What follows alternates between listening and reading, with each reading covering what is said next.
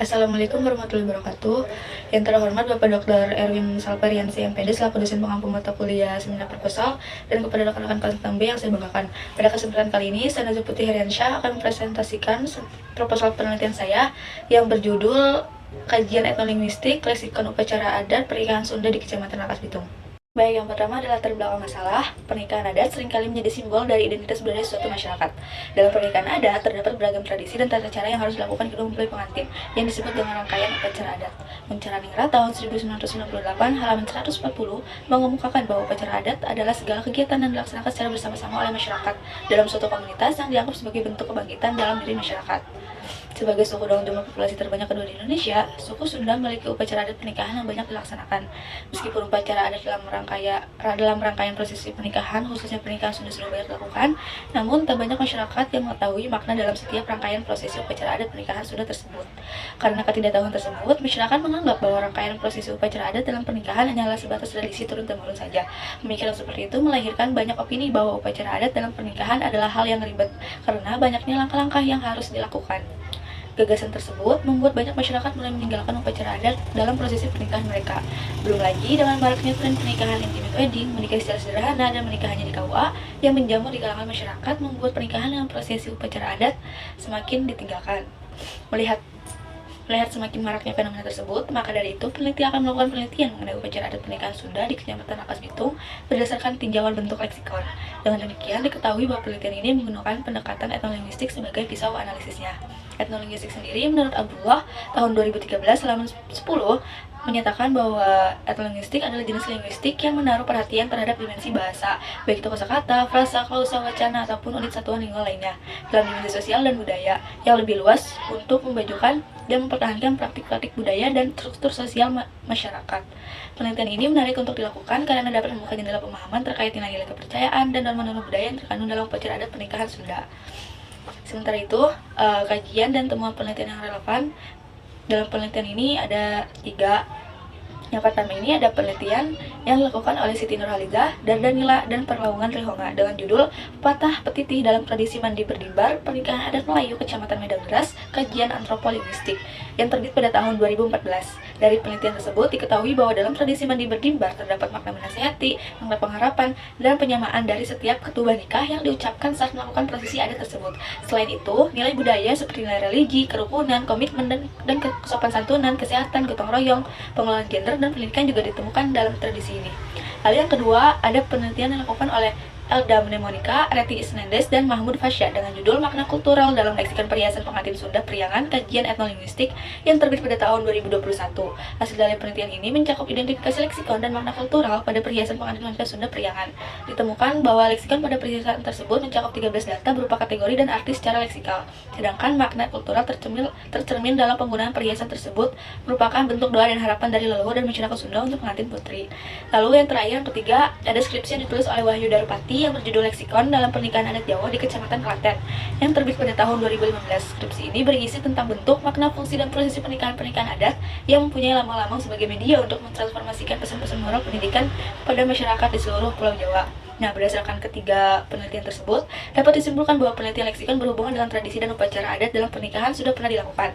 Penelitian tersebut memberikan kontribusi terkait gambaran bagaimana penelitian mengenai kebudayaan dan tradisi dan pendekatan etnolinguistik dilakukan. Yang selanjutnya ada fokus penelitian. Penelitian ini memiliki fokus dalam kajian etnolinguistik berkaitan dengan permasalahan-permasalahan yang menjadi latar belakang penelitian yang dilakukan. Maka yang menjadi fokus dalam penelitian ini diantaranya itu yang pertama bentuk leksikon dalam upacara adat pernikahan Sunda di Kecamatan Rangkas Bitung, yang kedua makna leksikon dalam upacara adat pernikahan Sunda di Kecamatan Rangkas Bitung, dan yang ketiga representasi budaya dalam upacara adat pernikahan Sunda di Kecamatan Rangkas Bitung. Adapun untuk pertanyaan penelitian berdasarkan latar belakang masalah dan fokus penelitian yang telah dipaparkan, maka di pertanyaan penelitian ini adalah yang pertama bagaimana bentuk leksikon dalam upacara adat pernikahan Sunda di Kecamatan Rangkas Bitung, yang kedua bagaimana makna leksikon dalam upacara adat pernikahan Sunda di Kecamatan Rangkas Bitung. Dan yang ketiga, bagaimana representasi budaya dalam upacara adat pernikahan Sunda di Kecamatan Rangkas Bitung. Sementara itu, tujuan dari penelitian ini yaitu yang pertama untuk mendeskripsikan bentuk leksikon dalam upacara adat pernikahan Sunda di Kecamatan Rangkas Bitung. Dan yang kedua, untuk mendeskripsikan makna leksikon dalam upacara adat pernikahan Sunda di Kecamatan Rangkas Bitung. Dan yang ketiga, untuk mendeskripsikan representasi budaya yang terdapat dalam leksikon upacara adat pernikahan Sunda di Kecamatan Rangkas Bitung. Adapun untuk manfaat penelitian terdiri atas 2, yaitu manfaat teoretis dan praktis secara teoritis. Penelitian ini bermanfaat untuk menambah wawasan dan pengetahuan di bidang bahasa, khususnya kajian mengenai etnolinguistik suatu fenomena kebudayaan. Selain itu, penelitian ini juga diharapkan dapat digunakan sebagai sumber rujukan untuk penelitian selanjutnya yang berkenaan dengan kajian etnolinguistik. Secara praktis, penelitian ini memiliki beberapa manfaat. Yang pertama, bagi penulis, penelitian ini bermanfaat untuk menambah pengetahuan mengenai kajian etnolinguistik.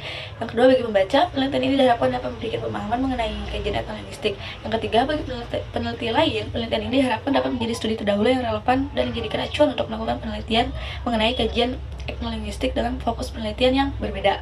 Yang selanjutnya ada kajian pustaka. Yang pertama itu ada leksikon. Istilah leksikon dalam linguistik berarti pemudaharan kata. Pemudaharan kata adalah keseluruhan kata yang dimiliki oleh sebuah bahasa. Adapun cabang linguistik yang mempelajari tentang leksikon adalah leksikologi. Dikutip dari Verhaar tahun 1999 halaman 13. Leksikologi mengacu pada kajian kata dan maknanya. Sementara itu untuk leksikon, Krida Laksana tahun 2008 halaman 122 menjelaskan bahwa leksikon diartikan sebagai yang pertama, komponen bahasa yang memuat semua informasi tentang makna dan pemakaian kata dalam bahasa. Yang kedua, kekayaan kata yang dimiliki seorang pembicara, penulis atau suatu bahasa, kosakata, pengendara kata, dan daftar kata yang disusun seperti kamus, tetapi dengan penjelasan yang singkat dan praktis. Yang kedua ada upacara adat. Upacara adat merupakan ritual atau serangkaian kegiatan yang dilakukan oleh suatu kelompok masyarakat secara tradisional dan turun-temurun. Kuncara Ningrat tahun 1998 halaman 140 mengemukakan bahwa upacara adat adalah segala kegiatan yang dilaksanakan secara bersama-sama oleh masyarakat dalam suatu komunitas yang dianggap sebagai bentuk kebangkitan dalam diri masyarakat. Banyak ragam yang dikatakan sebagai upacara adat seperti upacara perkawinan, upacara kematian, upacara pengukuhan, dan sebagainya. Yang ketiga ada etnolinguistik. Etnolinguistik berasal dari kata etnologi yang berarti ilmu yang mempelajari tentang suku-suku, dan linguistik yang berarti ilmu yang mengkaji tentang seluk-beluk bahasa, keseharian manusia, atau disebut juga ilmu bahasa. Ini menurut Sudaryanto tahun 1996. Etnolinguistik lahir karena adanya penggabungan antara pendekatan yang biasa dilakukan oleh para ahli etnologi dengan pendekatan linguistik. Sementara itu, Abdullah tahun 2013 halaman 10 mengartikan etnolinguistik sebagai jenis linguistik yang menaruh perhatian terhadap dimensi bahasa dalam dimensi sosial dan budaya. Lalu yang keempat ada satuan lingual. Bentuk satuan lingual yang digunakan dalam penelitian ini berdasarkan pertanyaan penelitian yaitu berupa kata dan frasa. Kata menurut Ramlan tahun 1997 berarti satuan paling kecil yang bebas. Dengan kata lain, setiap satu satuan bebas merupakan kata. Berdasarkan distribusinya, kata dapat digolongkan menjadi dua, yaitu morfem bebas dan morfem terikat. Sedangkan berdasarkan gramatikal, kata dapat digolongkan menjadi dua bentuk, yaitu monomorfemis dan polimorfemis. Monomorfemis ini kata yang terdiri atas satuan morfem atau kata tunggal. Polimorfemis ini kata yang terdiri atas dua morfem atau lebih. Kata polimorfemis dapat berubah bentuk. Lalu yang kedua ada frasa. Menurut Ramlan tahun 1987, frasa adalah satuan gramatikal yang terdiri atas dua kata atau lebih yang tidak melampaui batas fungsi unsur klausa. Frasa lazim didefinisikan sebagai satuan gramatikal yang terdiri atas dua kata atau lebih yang tidak mempunyai batas fungsi unsur klausa. Rahayu tahun 2013 pada penelitiannya menyatakan ciri-ciri frasa. Yang pertama, frasa merupakan satuan gramatik yang terdiri atas dua kata atau lebih. Kedua, frasa merupakan satuan yang tidak memiliki batas fungsi unsur klausa. Dan yang ketiga, frasa mengisi salah satu fungsi sintaksis.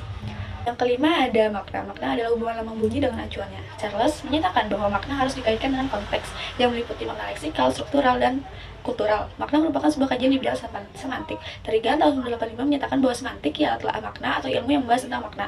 Semantik mempelajari tentang lambang-lambang atau tanda-tanda yang menyatakan sebuah makna. Hubungan antara makna yang satu dengan yang lainnya itu serta hubungannya dengan manusia dan masyarakat. Ada beberapa jenis makna pada penelitian ini. Peneliti menggunakan makna leksikal, makna struktural, dan makna kultural. Ada kerangka pemikiran. Penelitian mengenai etnolinguistik, leksikon upacara dan pernikahan Sunda di Kecamatan Rangkas Bitung memiliki kerangka pemikiran di mana peneliti berusaha membahas bentuk dan makna leksikon dan upacara dan pernikahan Sunda di Kecamatan Rangkas Bitung dan mengoper representasi budaya yang menyertainya. Nah, di sini terdapat bagan ya. Pembahasan ini tuh akan dijelaskan dengan menggunakan teori dan metode penelitian yang berhubungan dengan masalah penelitian. Adapun pendekatan yang digunakan dalam penelitian ini menggunakan kajian etnolinguistik sebagai pisau analisisnya. Bisa dilihat sendiri, ini bagian kerangka pemikiran yang dibuat oleh peneliti. Penelitian ini menggunakan metode kualitatif deskriptif. Menurut Masun tahun 2014 halaman 257, analisis kualitatif fokusnya berupa penunjuk makna, deskripsi, penjelihan, dan penempatan data pada konteksnya masing-masing, dan seringkali melukiskannya dalam bentuk kata-kata daripada angka-angka. Deskriptif dimaksudkan untuk mendeskripsikan suatu situasi atau area populasi tertentu yang bersifat faktual secara sistematis dan akurat. Penelitian ini termasuk kualitatif deskriptif dikarenakan menyajikan gambaran lengkap hasil mengenai makna kultural dalam leksikon upacara adat pernikahan Sunda di Kecamatan Rangkas Bitung beserta representasi budaya yang ada di dalamnya berdasarkan data yang telah dikumpulkan. Teknik pengumpulan data dalam penelitian ini menggunakan observasi partisipan dan wawancara. Observasi partisipan merupakan observasi yang dilakukan oleh peneliti di mana peneliti terlibat ke dalam kegiatan sehari-hari orang sedang diamati atau sumber data yang digunakan sebagai penelitian. Dalam penelitian ini, peneliti mengikuti rangkaian upacara pendidikan Sunda yang dilakukan masyarakat Kecamatan Rangkas Bitung. Lalu yang kedua ada wawancara. Wawancara merupakan komunikasi dua arah untuk memperoleh informasi dan dari informan. Menurut Afifuddin, wawancara adalah metode pengambilan data dengan cara menanyakan sesuatu kepada seseorang yang menjadi informan atau responden. Dalam teknik ini, peneliti dapat mengumpulkan informasi-informasi terkait dengan apa yang akan diteliti melalui wawancara mendalam dengan narasumber yang juga berkaitan dengan objek penelitian, seperti tokoh masyarakat dan masyarakat setempat. Yang kedua ada teknik pemeriksaan keabsahan data. Dalam penelitian ini, untuk menguji keabsahan data, peneliti menggunakan teknik triangulasi. Triangulasi merupakan teknik pemeriksaan data dengan memanfaatkan sesuatu yang lain di luar dari itu. Ini mulai tahun 2014. Adapun jenis triangulasi yang digunakan dalam penelitian ini yaitu triangulasi metode dan triangulasi sumber. Triangulasi metode dilakukan dengan menggunakan lebih dari satu teknik pengumpulan data untuk mendapatkan data yang sama, yaitu observasi partisipan dan wawancara. Sementara itu, untuk triangulasi sumber dilakukan untuk mengecek kredibilitas data dengan cara mengecek data yang diperoleh melalui beberapa sumber agar peneliti dapat membandingkan informasi yang didapat dari kedua sumber tersebut. Yang ketiga ada teknik analisis data. Yang digunakan pada penelitian ini menggunakan model interaktif. Ini menurut Sugiono tahun 2016. Mengumpulkan bahwa aktivitas dalam analisis data kualitatif dilakukan secara interaktif dan berlangsung secara terus-menerus sampai tuntas. Analisis data dalam penelitian ini berupa pengumpulan data, reduksi data, dan penyajian kesimpulan dan penyajian hasil. Dalam penelitian ini, penyajian hasil data bersifat informal, yakni menggunakan uraian kata-kata. Hasil analisis disajikan dengan cara mendeskripsikan bentuk dan makna lingkungan upacara adat pernikahan Sunda di Kecamatan Rangkas Bitung dan mendeskripsikan representasi budaya yang terkandung di dalamnya. Kemudian ada instrumen penelitian. Instrumen utama dalam penelitian ini yaitu peneliti sendiri yang didasarkan pada pengetahuan peneliti mengenai kajian etnolinguistik. Hal ini sejalan dengan Sugiono tahun 2013 dalam 305 yang mengungkapkan bahwa dalam penelitian kualitatif yang menjadi instrumen penelitian adalah peneliti itu sendiri. Adapun instrumen pendukung dalam penelitian ini berupa daftar pertanyaan yang akan ditanyakan kepada narasumber. Setelah itu dilakukan sesi wawancara yang bersifat tidak formal kepada masyarakat berkaitan dengan daftar pertanyaan demi menemukan data dan juga menjaga keakraban antara peneliti dan sumber data. Nah, sumber data dalam penelitian ini yaitu tutorial lisan informan sebagai narasumber. Informan tersebut adalah masyarakat Kecamatan Rangkas Bitung yang memahami seluk-beluk upacara adat pernikahan Sunda di Kecamatan Rangkas Bitung. Lalu ada data penelitian, jenis data. Menurut Sugiyarti, tahun 2020 halaman 71, data adalah semua fakta yang sengaja dikumpulkan, digunakan untuk mengambil kesimpulan sesuatu. Dalam penelitian ini, data yang ada berupa informasi informan mengenai bentuk dan makna leksikon upacara adat pernikahan Sunda di Kecamatan Rangkas Bitung dan representasi budaya yang ada di dalamnya. Nah, kriteria pemilihannya yaitu informasi mengenai makna upacara adat pernikahan Sunda di Kecamatan Rangkas Bitung. Lalu di sini ada jadwal penelitian.